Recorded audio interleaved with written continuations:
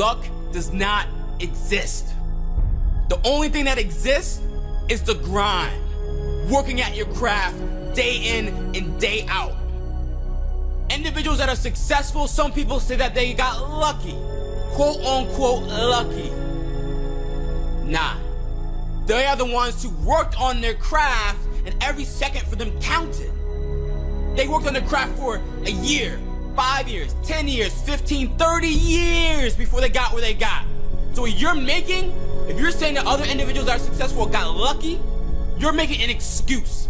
That's an excuse that you're giving yourself for you not being at where you wanted to be at. That's on you. That's on you. You're the one who set your alarm and didn't get up when it went off. You're the one who pressed the snooze button. You're the person who skipped that rep, who skipped that practice, who skipped going to the gym, who ate ice cream instead of eating the kale that you set aside for yourself to eat for that day. You're the one who missed out on opportunities because you wanted to sleep in for the weekend instead of getting up when everyone else is asleep. Instead of going to the gym when everyone else is comfortable. You're the one who got comfortable. That's on you. That's on nobody else. That's on you. So if you come at me with excuses, reasons, or explanations, shut up! Because I don't want to hear your excuses, reasons, and explanations for why you're not where you're supposed to be when you're the one who makes the decisions. When you're the one who controls every single second how you spend your day, that's you. So don't come at me with excuses, reasons, or explanations. I don't want to hear those. What I do want to hear is what you're going to do to change yourself. Write down what you're going to do to change yourself. And go out and actually change yourself. Go out and actually push yourself beyond those limits.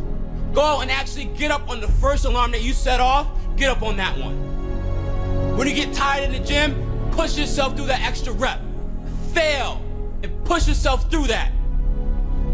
What you actually need to go ahead and do, check this out. What you actually need to go ahead and do is you need to go ahead and delete your cable.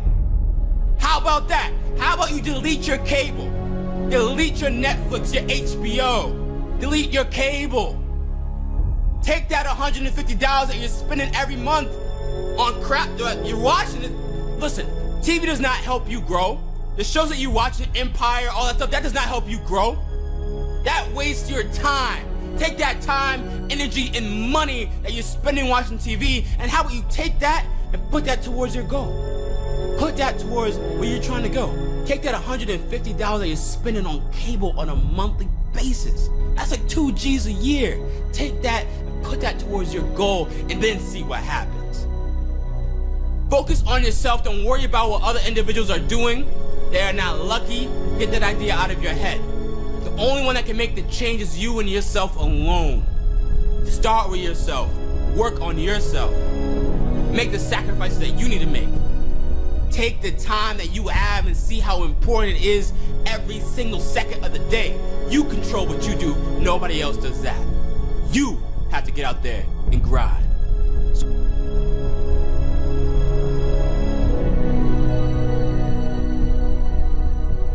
I feel like anybody can do anything they set their mind to. But it depends on how bad you want it, and I wanted to do it. You know, at this stage of my life, I don't feel like there's too much that I can't do. I don't mean to sound cocky or nothing, but if I really want to do it, I don't give up that easy. Everyone sees the work that you put in, but it's what you don't see is going to determine how far you're going to get. I hear stuff all the time. People say, oh, look in the mirror and you'll see why you're not succeeding. I don't believe that. Okay? It's what you don't see in the mirror. That's what's holding you back. It's what you're not willing to see is why talent is not enough. And when you finally see it and accept it and decide to work on it, then you can take that next level. To show up and be your best. And that opportunity doesn't come that often. Everyone's like, oh, Greg, you're lucky you got the cover. You got this, Greg, you're lucky. Everything you do is luck. Bullshit. Because before it was luck, it was a belief. And every day with no one watching at 5 in the morning, by myself, I trained it because I believed in it. Then I mastered it. No, and I remastered it in hopes that one day my trained ability collided with an opportunity to show it off. That's what luck is. That's what success is. With talent has to come preparation, has to come action, has to come development of being able to take those talents, take those skills, continue to develop them, continue to sharpen them physically, continue to sharpen them mentally, because at some point your physical talent is going to diminish as a professional athlete. That's just a fact. Okay? But what keeps that competitive edge, what keeps you on top, is the ability to think and prepare mentally over and over and over again.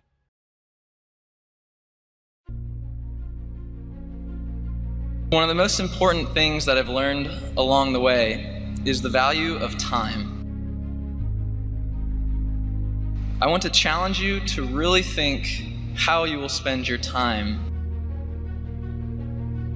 We live in a society that will ask you to put out maximum results in minimum time.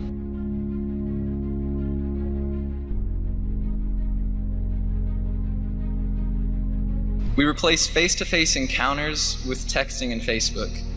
We replace in-depth conversations with short tweets and posts. We spend less time with our family and friends.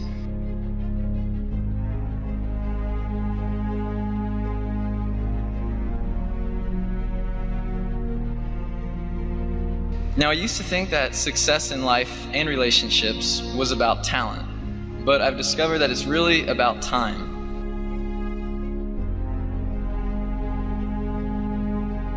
With time, you can learn to do anything, and you can build trust with anybody, but you really have to put the effort in. There's no app for good relationships.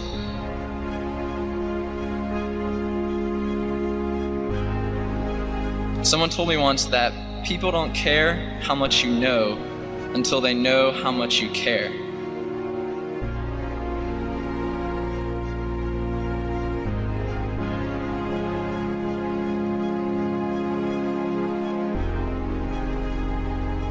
We have to earn people's respect by showing them that we care. Think about your time as an investment. It's not something to be simply wasted, but something that will yield results depending on how you use it.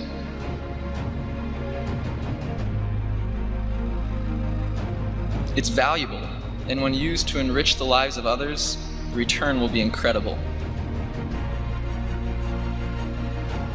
Don't just spend time with your friends, invest time with them. Nothing beats your undistracted attention into someone else's life to break through the surface and really get to know them.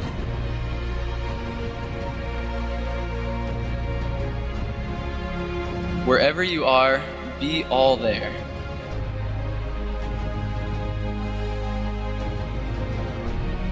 It's okay to be doing just one thing at a time and to concentrate on just the people who are in the room with you.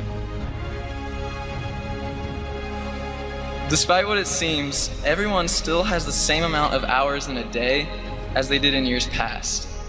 But we continually find more ways to use our time while trying to find more ways to save it. You see, you can't actually save time. You can just find different ways to spend it.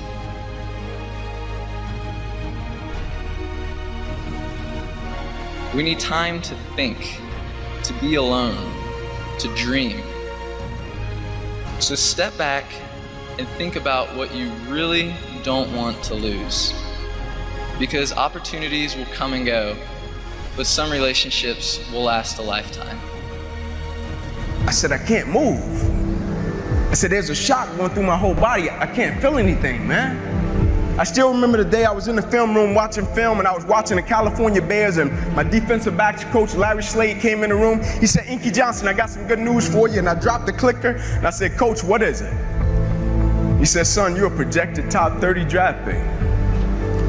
He said, all you have to do is play these next 10 football games. You're an automatic multimillionaire. I ran out of the room. I got on the phone. I called my mother and my grandmother. I said, listen, I said, after this season, our lives are about to change forever. And little did I know our lives were really about to change. The first game we come out, play against California Bears, I get an interception, we shut them down, we get the victory. Second game, we're playing against Air Force. It gets late in the game, found ourselves in a dogfight. And I approach the tackle like I approach any other tackle. And the way I'm approaching it, either I'm gonna knock you out or you're gonna knock me out. I'm 165 pounds. I can't play with anybody. But at the point of contact, when I hit this guy, something different happened that had never happened to me before in my life. I hit him and it seemed as if every breath in my body left. My body went completely limp. I fell to the ground. I blacked out. I looked at the doctor because I couldn't feel my right arm. They had poked me with all type of needles. Inky, can you feel this? Can you feel? I couldn't feel a thing. They took me back, they ran the CAT scans, and they rolled me back into my room, and I'll never forget it. All in about a 15-second time frame, I was lying there in my bed. My father, he went to take a step in and he looked at me and he said, son, I can't do it. And he walked out. My mother, she came in, she was running. She kissed me on my forehead, she said a prayer. She said, Ink, everything is gonna be okay, and she ran out. And as soon as my mother stepped outside of the room, the doctor rushed in from the opposite side and he said, hey, get in here, we gotta rush this guy back to emergency surgery, he's about to die. I said, what? I said, my mom just told me everything was going to be okay. He said, son, what happened? You have busted up subclavian artery in your chest, you're bleeding internally. I have to rush you back and take the main vein out of your left leg and plug it into your chest in order to save your life. And when I woke up from recovery, the same doctor was standing over me. He said, Inky, I have some good news and some bad news for you. I said, you got some bad news for me? After telling him I was about to die, I'm still alive. How bad can it get? I'm still here. He said, the good news is, son, we saved your life. I said, thank you, sir. He said, the bad news is you have nerve damage in your right shoulder. You probably can never play the game of football again in your life. I said, Doc, no disrespect, man, but I'm 8 games away. I've been working for this ever since I was 7 years old, Doc. There's no way. God, not now, God. Like, let me make it to the NFL so I can help my family first. Like, we miss meals. I said, there's no way. I never cheated. I never cheated myself. I gave everything I had to it, and I respected it. I never cheated. There's no way that my career can be over. I said, send me up to the Mayo Clinic. And after several visits, I'll never forget, this is when reality set in. It was me, my mother, my father in the room, and the doctors came in. They said, Inky Johnson, here's the deal. They said, son, we hate to tell you, but your arm, it would never be the same again. Your hand, it would never be the same again. Son, you can never play the game of football again. They said, son, here are your surgery options. We could take a muscle out of the back of your left leg, plug it into your right arm, but there's a possibility that you'll be left with a weak left leg and a weak right arm the rest of your life. Or we could take a nerve out of your left arm, reroute it up to your chest, down into your right arm, but there's a possibility that you'll be left with 2 weak arms the rest of your life. Or we could take a nerve out of your left rib, reroute it up to your chest, down into your right arm, but there's a possibility that you'll be left with a breathing problem and a weak right arm the rest of your life. By the way, tell us what you want to do in the morning. And the next morning I walked into the doctor's office. They said, son, what option did you choose? I said, no disrespect to you, doc. I'm not choosing an option. My situation is out of your hands. I said, no disrespect to you, doc. Cut me where you got to cut me. I said, I know I will come out of this situation okay. As I stand right here on this stage before you today, they cut me 6 times down my left thigh. They cut me 2 times across my right rib. They cut me 2 times across my right pec. They cut me 1 time across the left side of my neck, 1 time across the right side of my neck. They cut me from the bottom of my armpit all the way down to the bottom of my hand. And after they got through cutting on me, they said, son, you're gonna be in this hospital for the next 40 days. I walked out of the hospital on the 3rd day. They said, you broke a record. How did you do it? And I said, first and foremost, the thing I want y'all to understand, I will never let a circumstance or a situation define my life.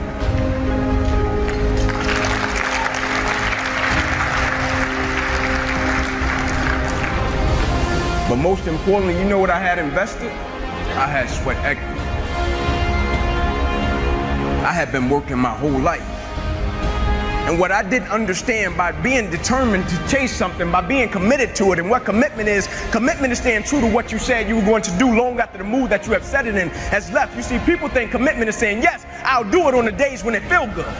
But I have been committed to everything that I ever started in my life, and I never stopped and I never quit it. And so by being committed to everything that I started, I finished it. It built a certain type of spirit. It built a certain type of mentality. It built a certain type of individual. And so now I couldn't quit even if I wanted to. I couldn't lay in the bed even if I wanted to. I couldn't stop even if I wanted to. I had too much sweat equity in my life and everything that I was doing.